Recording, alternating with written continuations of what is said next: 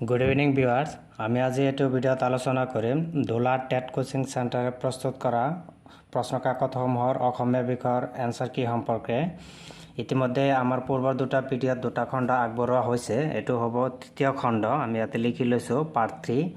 গতিকে ভিডিঅ'টো শেষলৈ চোৱাৰ বাবে আহ্বান থাকিল। চাওক প্ৰথম প্ৰশ্নটো যে ভাষাৰ বৃহত্তম এককটোৰ নাম হ'ল, অৰ্থাৎ ভাষাৰ বৃহত্তম এককটোৰ নাম কি? এইটো উত্তৰ হ'ব আপোনাৰ বাক্য।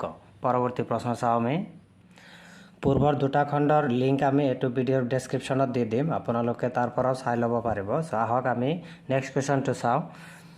মাতৃভাষা শিক্ষণৰ ক্ষেত্ৰত শ্ৰৱণৰ দ্বাৰা প্ৰথমতে কি বুজিব পৰা যায়?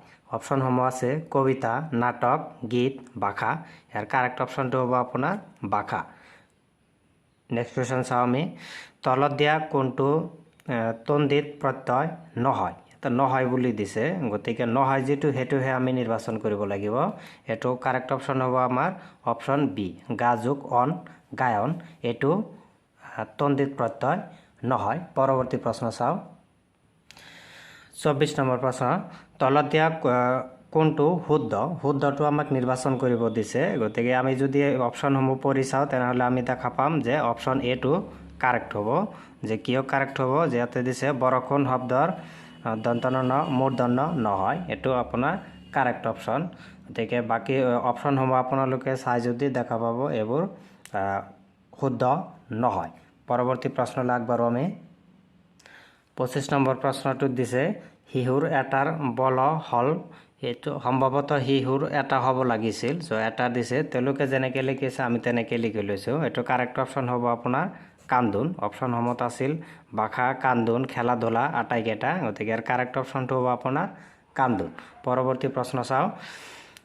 ফেৰা ফেৰি প্ৰত্যয় ব্যৱহাৰ কৰা হয় ক'ত হৈছে? ইয়াতে কম পৰিমাণ বস্তুৰ ক্ষেত্ৰত, নিৰ্দিষ্টকৈ বুজাবলৈ, সমষ্টিবাচক বুজাবলৈ, মান্যাৰ্থ বুজাবলৈ। গতিকে ইয়াৰ কাৰেক্ট অপশ্যনটো হ'ব আমাৰ অপশ্যন এ, কম পৰিমাণৰ বস্তুৰ ক্ষেত্ৰত ফেৰা ফেৰি প্ৰত্যয় ব্যৱহাৰ কৰা হয়। নেক্সট কুৱেশ্যন চাওঁ।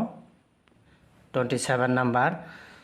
তলৰ বিপৰীতাৰ্থক শব্দবোৰৰ শুদ্ধ হৈছে। ইয়াতে কেইবাটাও শব্দ দিছে, ইয়াৰ বিপৰীতাৰ্থক শব্দও দিছে। গতিকে আপোনালোকে ভালকৈ পঢ়ি চাব। আমি ইয়াতে সময় ইমান নলওঁ পঢ়ি, তো আমি ডাইৰেক্ট অপশ্যনটো কৈ দিছোঁ। এইটো অপশ্যন হ'ব আপোনাৰ কাৰেক্ট অপশ্যনটো হ'ব অপশ্যন এ।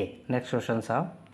আমি ইয়াৰ পিছত একেটা বিষয়েৰে, অৰ্থাৎ ধুলা টেট কোচিং চেণ্টাৰে আগবঢ়োৱা প্ৰশ্নসমূহৰ পৰিৱেশ বিজ্ঞানৰ দ্বিতীয় খণ্ড আগবঢ়াম। দ্বিতীয় খণ্ড আগবঢ়োৱাৰ পিছত বা লগে লগে আমাৰ অসমীয়া আৰু পৰিৱেশ বিজ্ঞান শেষ হ'ব। অহাকালিৰ পৰা আমি মেথামেটিক্স আৰু CDPৰ উত্তৰসমূহ আপোনালোকক জনাম। গতিকে আমাৰ চেনেলটো ছাবস্ক্ৰাইব কৰি বেল আইকনটো অন কৰি ৰাখিব, যাতে আপোনালোকে আপলোড দিয়াৰ লগে লগে পাব পাৰে।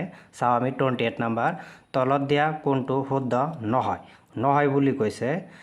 যিহেতু নহয় বুলি কৈছে, যে চাওঁ মাতৃভাষা সামাজিক আৰু মানসিক সম্পৰ্ক ৰক্ষা কবচ, এইটোতো কাৰেক্ট। মাতৃভাষা ভাৱ প্ৰকাশৰ বাহন, এইটো কাৰেক্ট।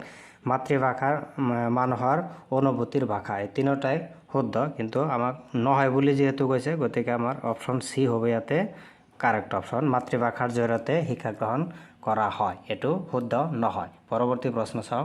Question number 29। ধ্বনিবোৰ কেনেকৈ উচ্চাৰণ কৰিব লাগে? সৰুকৈ, ডাঙৰকৈ, সঠিকভাৱে, বুজি পোৱাকৈ। এইটো কাৰেক্ট অপশ্যন হ'ব আপোনাৰ সঠিকভাৱে উচ্চাৰণ কৰিব লাগে। নেক্সট কুৱেশ্যন চাওঁ। কিতাপখন মোকে দিয়া বাক্যশাৰীটো কোন কাৰকৰ উদাহৰণ? অপশ্যনত দিছে কৰ্মকাৰক, অপশ্যন বি দিছে কৰণ কাৰক, অপশ্যন চি দিছে কৰ্তা কাৰক, অপশ্যন ডি দিছে সম্প্ৰদান কাৰক। এইটো কাৰেক্ট অপশ্যন হ'ব আপোনাৰ অপশ্যন এ, কৰ্মকাৰক। আজিলৈ ভিডিঅ'টো ইমানতে সামৰণি মাৰিম। এতিয়া আমি আপোনালোকৰ বাবে পৰিৱেশ বিজ্ঞানৰ দ্বিতীয় খণ্ড আগবঢ়াম। গতিকে সেইটো চোৱাৰ বাবে আপোনালোকক আমন্ত্ৰণ জনালোঁ। আজিলৈ ইমানতে সামৰণি মাৰিছোঁ। ধন্যবাদ।